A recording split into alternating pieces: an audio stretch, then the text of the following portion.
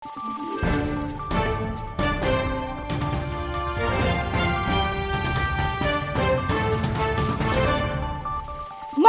araw, Pilipinas! Ito ang Valiente News hatid sa inyo ng Office of the Vice President. Hinandugan ng wheelchair ng OVP ng isang 90 years old at isang retired teacher mula sa Cotabato City, maging ang isang tatay na may iniindang karamdaman. Narito si Jera Gomez para sa karagdagang detalye. Di gaanong maigalaw ni Tatay Ariel ang kanyang kaliwang paa matapos mag-stroke noong 2019. Dahil dito, araw-araw siyang inalalayan ng kanyang mga anak mula sa pagkain at pag-inom ng tubig at gamot. Si Tatay Ariel ay isa lamang sa mga nahandugan ng wheelchair ng OVP BARM Satellite Office nitong Enero lamang. Nag-start yan siya, ma'am, nung nagpa-check up sila. Bali sila ng nanay ko. Bali, ang nangyari, hindi pa natawag yung pangalan niya. Bigla siyang nanginig. Tapos doon na nagpanik na si mami kasi nanginig talaga siya na collapse ata siya. Oh, tapos dinala na siya sa NDH kasi grabe na nagtaas din ng BP niya. Umabot siya na sa 230. Tapos parang nag-wild siya, ma'am. Napekton doon yung ko niya. Yung sa utak niya. Parang lumiliit yung lumiliit doon yung utak niya.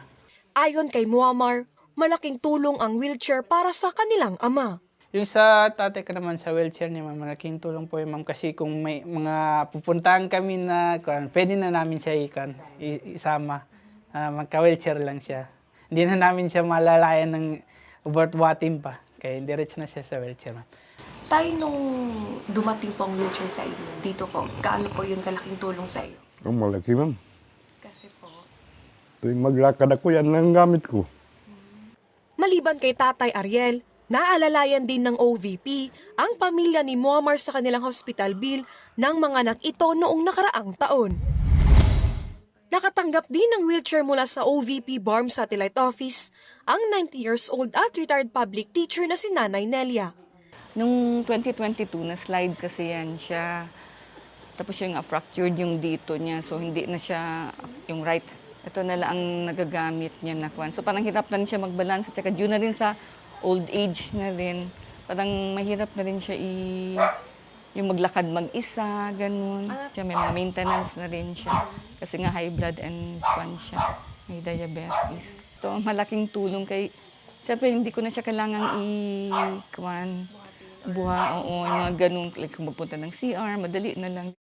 Komportable. Sa aking part din, na pagaan din yung kwan ko. Hindi ko na siya kailangang yung magbuhat-buhat, yung mag-alalay, magaan na lang. Mula rito sa Cotabato City, ako po si Jera Gomez, lahat para sa Diyos, bayan at pamilyang Pilipino. Valiente News. Kabuang bilang ng mga naalalayan ng Medical and Burial Assistance Program ng OVP noong 2024, umabot sa 187,000. Mensahe ng pasasalamat mula sa mga taga Cotabato City para sa opisina, umuhos. Ako si Maribeth Tadnawan para sa makabuluhan, naninindigan at matapang na mga ulat at impormasyon. Maraming salamat.